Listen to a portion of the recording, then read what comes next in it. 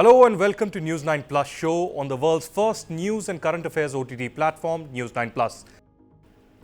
Jammu and Kashmir today saw second phase of the assembly elections taking place in over 6 districts comprising 26 assembly segments of the Union Territory. Over 25.78 lakh voters will decide the fate of 239 candidates in the second phase of the Kashmir Valley's 3 districts of Gandarbal, Srinagar and Budgam, and the Jammu region's Riyasi, Rajouri and Poonch districts. And for the very first time to witness the mega festival of democracy, 15 senior diplomats, including that of P5 nations and ASEAN countries, have been special election observers, in fact, in the Kashmir Valley on ground. They've been traveling from Srinagar to all the polling booths all across. And now, American and Polish diplomats too had recently visited Kashmir ahead of the polls to meet different representatives of civil society and to witness the transformation and peace returning to the valley 5 years after the nullification of Article 370. So this brings us to the questions that we are asking on the News9 Plus show today. Will the gesture of foreign diplomats visiting Kashmir change the anti-India narrative and propaganda in the Western press? Has the Indian democracy successfully busted Pakistani narrative on Kashmir? And will the West end its bias against India on the so-called human rights and religious freedom track record? Joining me to discuss this and a lot more, General Atta Hasnain, former General Officer Commanding of the 15th Corps Srinagar. We also have Ambassador Ashok Sajjanha, former Indian diplomat. And General Hasnain, to begin with, it's a positive sign that the elections are happening for the first time in a decade. But particularly on the visit of the foreign diplomats. We've seen at least 4 to 5 visits of foreign diplomats in the last 5 years. We saw European MEPs, we saw diplomats of Muslim countries, we saw P5 countries and others visit from time to time. They have seen the transformation. But do you think the kind of narrative that has emerged for many, many years in the Western press, from CNN to New York Times to Washington Post to Al Jazeera, will this change? Will this shift? Will they actually report to their headquarters and then to the press what exactly is the transformation on ground? Thank you very much, Aditya. It's a very, very significant program that you're doing. My opinion to your question, a black and white answer is no, it's not going to make an overnight effect. But I'm extremely happy to see that the government of India is making this effort. It's very important to showcase to the world that the narrative that India has been following in Kashmir for many years, and especially after 5th of August 2019, is one of complete transparency. Right. There is nothing to hide in this. You see, after all, if you're conducting a free and fair election, that is exactly for what we were mandated to do. And this is all being done internally with the permission of the Supreme Court, the permission of the Election Commission. So legally everything is there. Why not showcase it to the world? You see, Jammu and Kashmir is a remote state still. Although I know 93 flights are landing at Srinagar airport every day these days, but still, as far as news are concerned, Kashmir is still fairly in the background. Here, if you actually make an effort to bring news to the people, bring transparency of the situation to the world, I'm sure everyone is going to appreciate it. So let's make all these efforts. Let's not just hold back for the sake because of some criticism from here and there from a non-political party that the government is trying to showcase this whole thing to the world. Well, there is no harm in showcasing. If you're showcasing your democracy, this is exactly what you're supposed to be doing to the world. Well, we are showcasing democracy, but Ambassador Ashok Sajjanha, I remember last year we successfully hosted for the first time G20 Tourism Working Group meeting in the Kashmir Valley. Ever since that, we have had successful Lok Sabha elections and now the assembly elections taking place. In fact, it was a surprise to a lot of local leaders who I spoke to, who said that they were not expecting that the Government of India or the Election Commission in this case would be actually announcing the assembly elections so very soon. How significant do you think is this, that foreign diplomats or G20 being successful in the Kashmir Valley? Will this message really be conveyed loud and clear to the Western world that Indian democracy is flourishing in Kashmir? Yes, there's been a lot of bloodshed, a lot of killings, a lot of radicalization, but it's a time consuming affair. It takes time to reverse this completely. How much time will it take to convince this Western world what exactly India is trying to do in Jammu and Kashmir? Thank you very much, Aditya, for having me on your show. So let me put it this way. I concur with what General Ata Hassan has said. It's not going to have an impact. In addition to what he also mentioned, that it's not an overnight thing. It's a process. It will take time, and we have to sort of, continue with it. But I would like to make another point, and Right. in my view, that's a more important point. And that is that, as far as the Western press is concerned, or the Western news, media, TV channels, it's not as if they don't know what is happening in India. They're very well aware that, things are fine as far as Kashmir is concerned. There are many of them who have their own personal agenda. And that is what they're trying to fulfill by writing all these things. So that's not going to change. And, we will continue as India grows bigger, as India grows larger, as India's clout increases, as India's profile increases, economically it grows. And then I think we need to also to create our own narratives. I think the narratives are being left to the other side to create and to sort of, peddle all these half-truths or untruths in the global media. We have to start sort of, creating our own narratives and cultivating people and, showing them what is the true picture as far as, what is happening here is concerned. So, as far as sending diplomats there is concerned, it's definitely going to have a positive impact as far as the governments are concerned. You would recall, the G20 thing also. There were, out of the 20 countries plus the 9 invitees, I think about 18 of the 20 countries had come. And maybe China didn't come, maybe Saudi Arabia didn't come, but they sent their tourist professionals and tourist trade industry people were there. And out of the 9, invited countries, they were all there. So definitely the message is going to the governments. When the diplomats are also coming here, they are sending reports, and they will by and large be sending factually accurate reports. So as far as the governments are concerned, they will come to know, yes, that is the real situation. So, Pakistan's narrative with them that, it is law and order is a big problem, there are killings that are taking place and all that sort of things, I think that will be busted. But your first question was with respect to the media. I think that's going to take some time, and as India becomes, more powerful, more important, that is when, we'll start. And of course, when we start creating our own narratives, that is, I think, when we'll start seeing the change. I see. The propaganda would be busted, but it isn't easy to end the kind of bias that is there in the Western press. Perhaps India will have to deal with it very strongly as it has over the last few years. General Hasnain, let me ask you this question. This interesting development of Turkish president not raking up Kashmir. We've seen interestingly that Turkey time and again used to rake up Kashmir either when there was a bilateral happening in Islamabad with their counterparts or at the United Nations. It had almost become a trend. India used to ignore it, obviously, but it is significant that he does not speak about Kashmir. What do you think has really changed? Has India-Turkey engagements resulted this, or something different? I'm glad to see that there is a far greater proactivity as far as Indian diplomacy is concerned. And should I say, in terms of India's narrative control is concerned, and much more is being done from our side after this. Over the years, our narrative control was never with us itself, which was always in the hands of someone else internationally, abroad, in the Western media, etc. Now, much more is being done perhaps by the Indian government. So I won't make much of it overnight. This kind of a trend, what we have noticed of Turkey not sort of including Kashmir in its speech, in President Erdogan's speech in the General Assembly, it may be a one-off thing. It may come back next year, but at least it's an interesting development.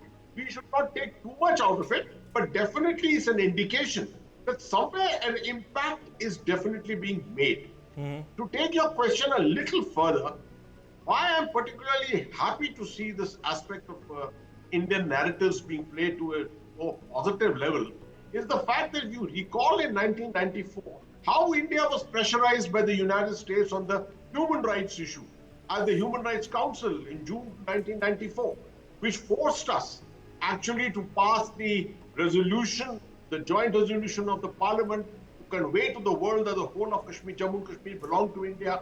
And in 1996, one of the contributing factors to our conducting the elections was this aspect, that the world was tending to think and believe the West, while Indian democracy had to be re-established and shown to the world that democracy was working in Kashmir.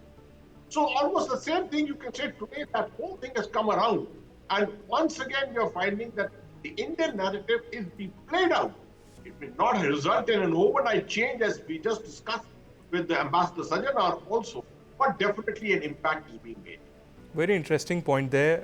Taking that forward to Ambassador Sajanhar, in respect to Pakistan, of course, the Pakistan-sponsored terrorism hasn't entirely ended, even though there's economic, political and security pressure on Pakistan currently ever since Taliban took over Afghanistan.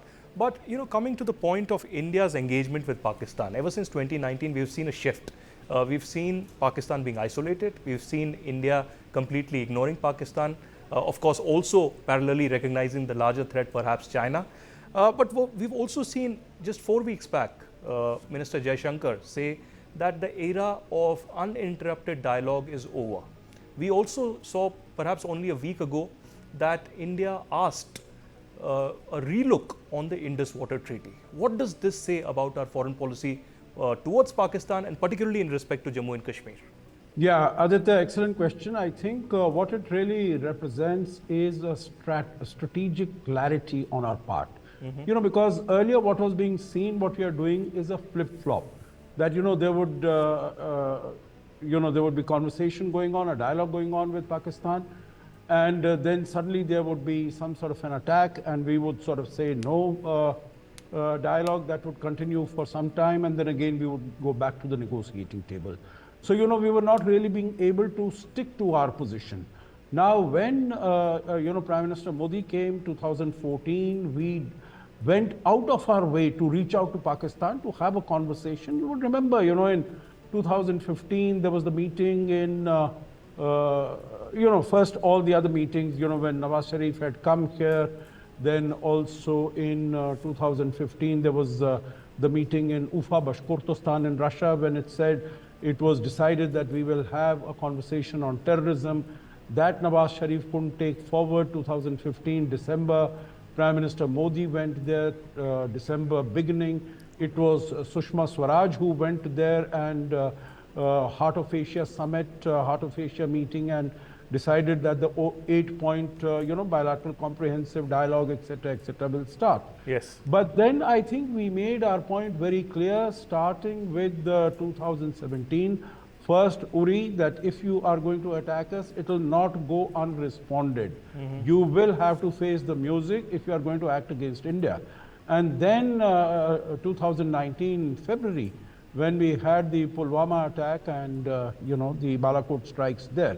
And I think that was really the end point, February 2019 up to now. And what we have conveyed to Pakistan, I'd stop on your terror activities, then only some sort of a conversation can take place.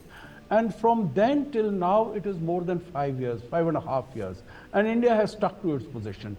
So I think there is much greater clarity as far as we are concerned, because we've realized that the benefit of a conversation, of a dialogue, definitely goes much more to Pakistan, because if it's not willing to give up terrorism, then of course it's holding all the cards. And the second thing, most equally, if not more importantly, on the 5th of August 2019, we made the change in Kashmir.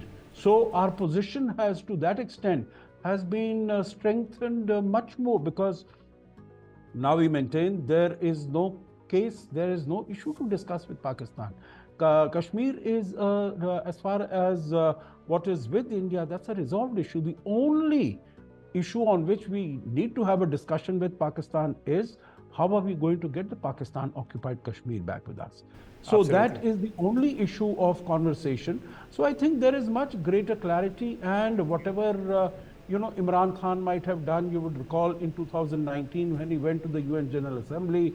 Normally, heads of state, government at the UNGA, they are given 15 minutes to speak. He kept on rambling for about 50 minutes. And there was hardly anyone else, maybe at that time it was Turkey and maybe Malaysia, with Mahathir being in charge. They might have raised the issue. And it's very interesting that, Erdogan has not raised it. He's always, I think that is one country that has been speaking about Kashmir at the UNGA every year. No other country. Right. Not from the Middle East, from any of those. So I think it's an interesting development. We need to take note of it. But I agree with General Atta Hasnain that this might be a one-off thing. So let's watch it. And let's continue to do more of what we have been doing over these last 5 years. Absolutely, there's so much more that needs to be done. General Hasnain, I draw your attention to Jaishankar's statement that came in May this year. He said, Article 370 abrogation led to integration of Kashmir with the rest of India. There is another part, POK, to be integrated. Watch part 2 of this series. The statement came exactly when you saw massive protests happening all across Pakistan, occupied Jammu and Kashmir and Gilgit-Baltistan. I know there's a lot of social media speculation that happens. We need to be practical about POK. But what do you see the future of POK like? Do you think it emerging continuously as a colony, people being subjugated, treated as second-class citizens? Or do you think perhaps in future, if not now, maybe a decade or 2 decades later, there will ever be a possibility with Pakistan perhaps crumbling and POK actually wanting to be with India? Thank you. Very interesting question, Aditya. Yes, I know there's a lot of speculation on the social media on this, and lots of questions keep coming to me wherever I go and address gatherings. As to the response to your second part of your question, I do foresee that in the years to come, long term, I'm not looking at the short term at all. Right. In the long term, at some stage or the other, non-military ways, POK is bound to come back. You see, when you see the asymmetry in nation building, you see a $10 trillion economy or maybe even a $20 trillion economy in the future, what India will be. And you look at Pakistan with $3 billion being borrowed every other day from the IMF 23 times so far.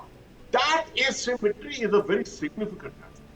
And you will realize that India, you see a functional democracy, you're seeing the projection of democracy. What is there in Pakistan? Yes, there is a democracy in Pakistan, right? But we know that the actual control of Pakistan is in the hands of the Pakistan army. And it's the Pakistan army's narrative which has been the preponderant narrative which has been there in Pakistan all these years.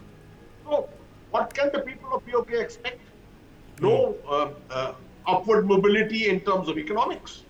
No upward mobility in terms of freedom and transparency because they are always answerable to the Pakistan army. Elections which are held there don't result in anything as such. So there will be a point of no return, and there will be a break point somewhere. I think India just has to be patient.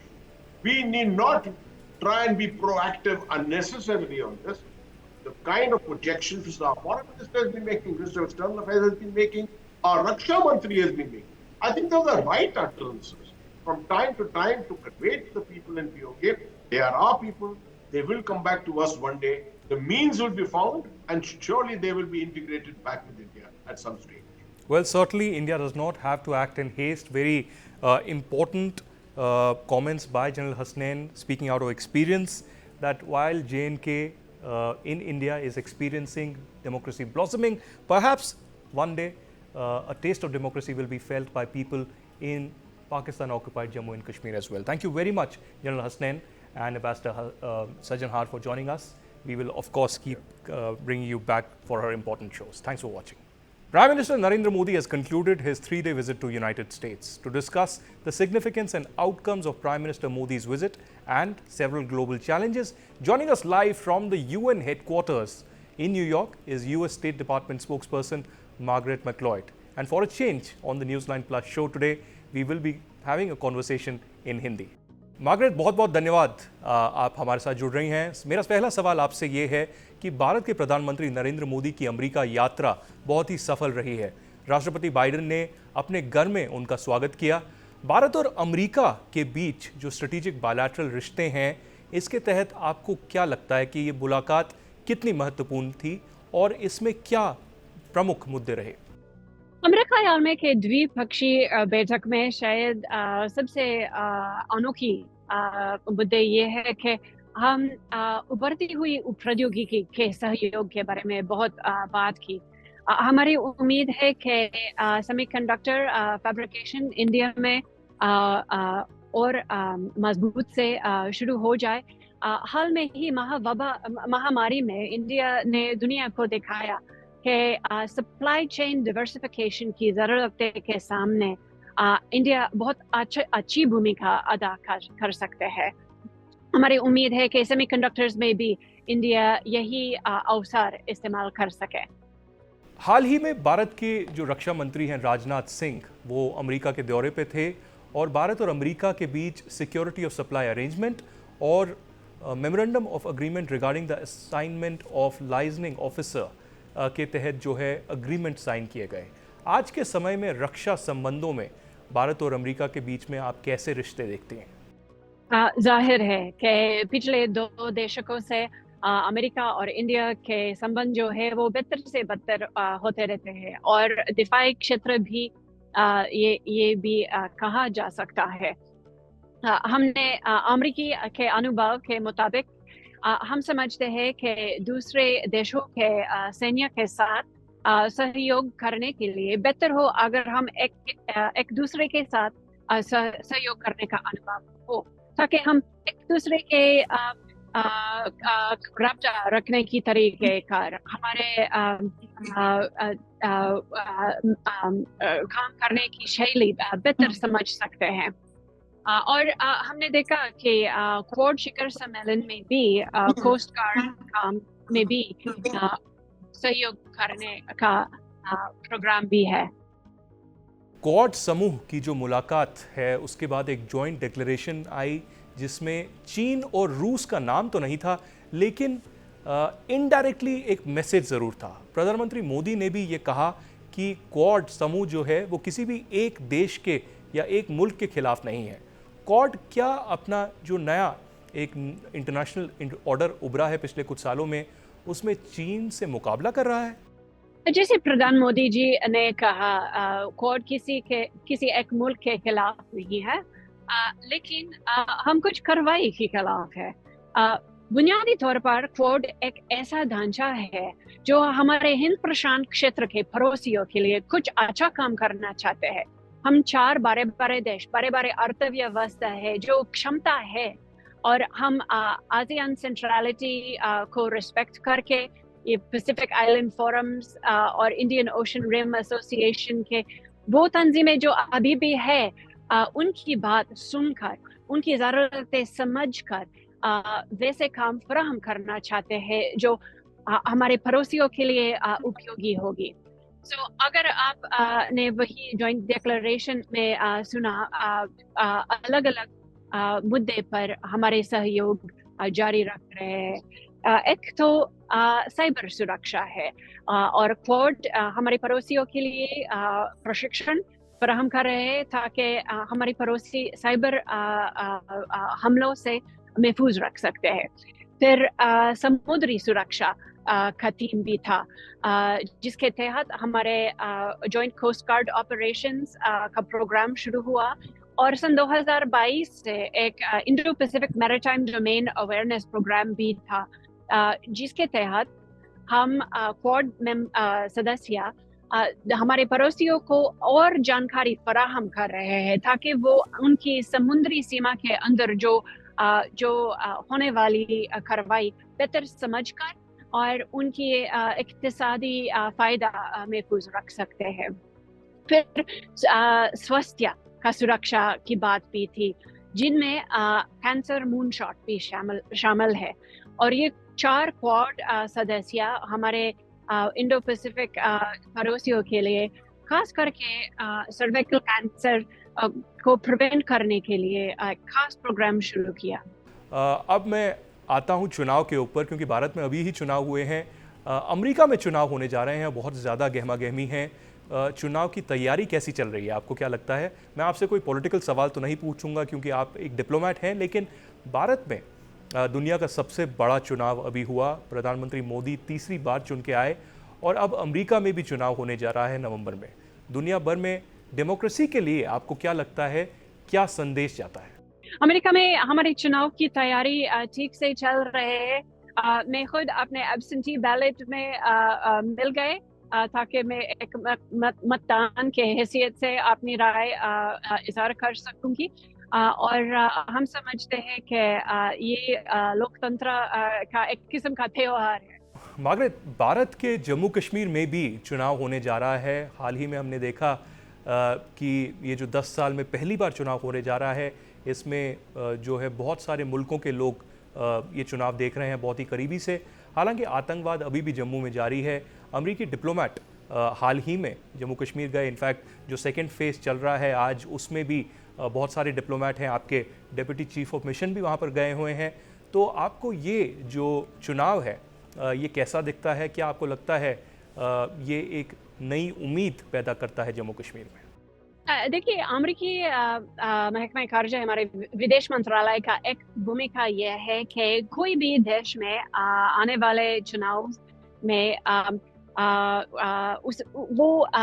कैसे unfold हो रहा है वो समझना चाहते हैं। सो हम अलग अलग उम्मीदवारों के साथ मिलकर बात करते हैं। हम गैर सरकारी तंजीमों के साथ बात करते हैं क्योंकि हम हमारे पार्टनर के देशों बेहतर समझना चाहते हैं और हम वही सरकार के साथ काम करना चाहते हैं जो वही देशों के शहरी पसंद करके फैसला करते हैं। लेकिन मार्गरेट, क्या आपको इतना तो लगता है कि जम्मू कश्मीर में चुनाव एक अच्छा पैगाम देता है और लोकतंत्र को मजबूत करता है, जैसे कि अमेरिका में या हिंदुस्तान में बाकी जगहों पे चुनाव होते हैं? मैं उसका आउटकम के बारे में पेशिनगोई नहीं करूंगी, लेकिन जैसे राष्ट्रपति बाइडेन ने उनकी संयुक्त राष्ट्र महासभा के भाषण में कहा, हम समझते हैं कि लोकतंत्र बेहतरीन तरीके का जिसके तहत आम लोग की डिग्निटी रिस्पेक्ट हो जाए और उनकी हुकूक महफूज रख सके। बहरहाल अब कुछ करते हैं श्रीलंका की ओर, क्योंकि श्रीलंका में भी चुनाव हुए हैं और एक नए राष्ट्रपति और प्रधानमंत्री चुने गए हैं। इनफैक्ट जो प्रधानमंत्री हैं एक महिला हैं और तीसरी श्रीलंका में महिला हैं जो एक टॉप लीडर उभर के आई हैं। आर्थिक संकट और अंदरूनी तनाव के बाद ये चुनाव एक ऐतिहासिक रहा है। क्या आपको लगता है कि नई सरकार श्रीलंका में स्थिरता ला पाएगी? तो हमने पसंद की गई राष्ट्रपति को हमारे कंग्रेचुलेशंस इजहार किया और हमारी उम्मीद ये है कि उनके साथ हमारे काम जारी रखेगा। और हम समझते हैं कि ये एक बहुत अच्छा मिसाल है कि श्रीलंका के लोगों लोकतंत्र कितना महत्वपूर्ण समझते हैं और यही कार्रवाई को अपहोल्ड करने के लिए कितने मेहनत कर रहे हैं। अब चलते हैं एक और पड़ोसी मुल्क की ओर, वो है बांग्लादेश। आपने देखा बांग्लादेश में कैसे एक बहुत बड़ा जो है स्टूडेंट्स का आंदोलन दिखा। शेख हसीना सरकार को निकलना पड़ा और एक जो है इंटरिम सरकार मोहम्मद यूनिस की, उन्होंने कमान संभाली हुई है अभी। क्या आपको लगता है कि बांग्लादेश में जल्द ही चुनाव होने चाहिए? एक डेमोक्रेसी का, लोकतंत्र का जो है विश्वास लोगों को होता है, वो वहां पर बहाल करना चाहिए? आपका सूरत हाल काफी पेचीदा है और मेरा ख्याल में कोई सख्त टाइमलाइन अब फैसला करना जरूरी नहीं है। लेकिन जाहिर है कि हम चाहते हैं कि मोहम्मद यूनुस साहब जल्द से जल्द बांग्लादेश लोकतंत्र की रास्ते, स्थिरता के रास्ते पर वापस ले जाए। जी मार्गरेट, लेकिन आपको ये नहीं लगता कि मोहम्मद यूनुस, उनके खिलाफ भी जो है बहुत सारे प्रदर्शन देखे गए हैं, सोशल मीडिया में बहुत सारी टिप्पणी उनके खिलाफ हुई है। इनफैक्ट मोहम्मद यूनुस को बहुत लोग कहते हैं कि वो तो अमेरिका के वहाँ पर प्लांटेड हैं, वहाँ पर व्यक्ति जो इंटरिम सरकार चला रहे हैं। आखिरकार भाषण से कार्य ज़्यादा अहम है। सो हम देखेंगे कि उसका परफॉर्मेंस कैसे होगा, लेकिन लोकतंत्र वापस जाने के रास्ते पर हम उनका समर्थन करना चाहते हैं। अब रुख करते हैं जो पिछले 2.5 साल से रशिया और यूक्रेन के बीच में युद्ध चल रहा है। प्रधानमंत्री नरेंद्र मोदी हाल ही में रशिया और यूक्रेन गए, पुतिन और ज़ेलेंस्की से मुलाकात की और उन्होंने कहा कि कोई भी समाधान जो युद्ध का है वो युद्ध के मैदान में नहीं निकल सकता। उन्होंने शांति वार्ता का प्रस्ताव भी रखा। क्या अमेरिका और आप इसका स्वागत करती हैं? मैं समझती हूँ कि यहाँ संयुक्त राष्ट्र महासभा के साइडलाइंस पे प्रधानमंत्री मोदी जी बराह रास्त राष्ट्रपति ज़ेलेंस्की से बात कर सकते थे। हम समझते हैं कि अगर हम देर पा कोई सतत इंसाफ शांति मिले, जरूरी है कि हम संयुक्त राष्ट्र के बुनियादी उसूल सोच समझकर फैसला करेंगे, जिनमें से एक उसूल ये है कि हर एक देश उनके पड़ोसी के ज़मीनी सरहद रिस्पेक्ट करते हैं, उनकी सॉवरेनिटी रिस्पेक्ट करते हैं। अगर रूस की जारती जंग नज़रअंदाज करे तो हम अमेरिकी हुकूमत समझते हैं कि ये पूरी दुनिया का एक किस्म का खतरा है। वैसे ही अब एक और युद्ध चल रहा है, 1 साल होने को आया है, जो इजराइल और हमास के बीच में युद्ध चल रहा है, जो 7 अक्टूबर 2023 से शुरू हुआ, जब इजराइल पर बहुत बड़ा एक आतंकवादी हमला हमास ने किया। और अब ईरान का प्रॉक्सी हिजबुल्ला इजराइल पर तेज़ी से हमला करता जा रहा है। लेकिन इजराइल ने भी बहुत ही बड़ा मोर्चा खोल रखा है। 500 से ज़्यादा लोग 24 घंटे के अंदर वहाँ पर मारे गए, पेजर ब्लास्ट भी हुए। क्या आपको लगता है कि शांति बहाल करने में अभी समय लगेगा? और क्या हॉस्टेज डील, जिसको अमेरिका और कुछ और मुल्क भी मीडिएट कर रहे थे, अब संभव हो पाएगा? देखिए, वो खबरें जो मशरक़ी वस्ता और ख़ास करके दक्षिण लुबनान से आ रही है, वो बड़ी फ़िक्रमंद है।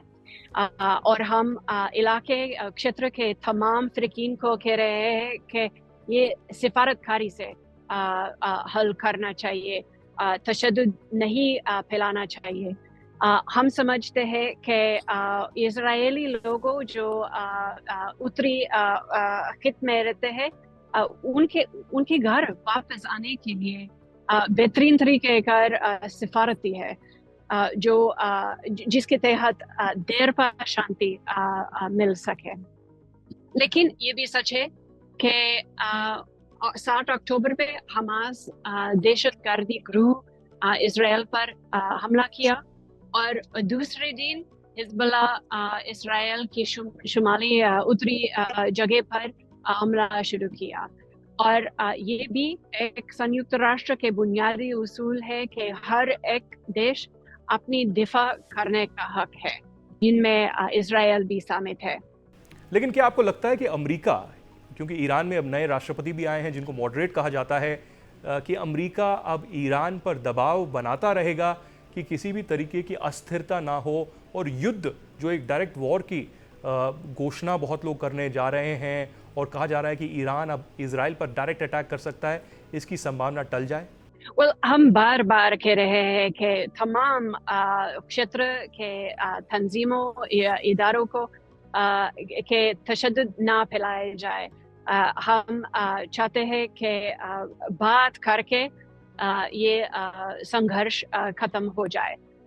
पिछले हफ्ते हमारे विदेश मंत्री एंटनी ब्लिंकन मिस्र से वापस आए और ये उनकी 11वीं दौरा था मशरक़ी वस्ता तक, क्योंकि हम समझते हैं कि बेहतर हो अगर हम एस्केलेशन अवॉइड करें। मार्गरेट, आप हमको संयुक्त राष्ट्र के हेडक्वार्टर्स न्यूयॉर्क से जुड़ रही हैं, तो ये तो लाजमी है कि मैं यूएन के ऊपर एक सवाल भी आपसे पूछूं।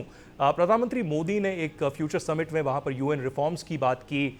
हमने ये भी देखा कि बहुत सारे जो विश्व के नेता हैं वहाँ पर आए, ज़ेलेंस्की हो, मोहम्मद अब्बास हो या बाकी लोग हों। तो आपको क्या लगता है कि जो यूएन रिफॉर्म्स हैं, इसको लेकर आपका क्या मानना है? क्योंकि मोदी जी ने कहा है कि यूएन रिफॉर्म्स बहुत नेसेसरी हैं आजकल के युग में। आपको क्या लगता है कि कोई ऐसा देश या कोई ऐसा समूह है जो यूएन रिफॉर्म्स में अड़चन ला रहा है? दूसरी देशों की राय के लिए मैं उनकी रुजू देना है। अमरीकी हैसियत से बात करूं तो हमारे राजदूत लिंडा थॉमस ग्रीनफील्ड ने खुद कहा कि हम सुरक्षा काउंसिल की इस्लाहात के बारे में टेक्स्ट बेस्ड नेगोशिएशन शुरू करने के लिए तैयार है। और जैसे आप जानते होंगे, अमेरिका इंडिया के लिए एक सुरक्षा काउंसिल का परमानेंट सीट पहले से ही समर्थन कर रहे हैं और उम्मीद है कि ये बात इस साल आगे बढ़ जाएगा। मार्गरेट मैक्लॉयड, अमेरिकी विदेश मंत्रालय की प्रवक्ता, बहुत बहुत धन्यवाद हमसे जुड़ने के लिए।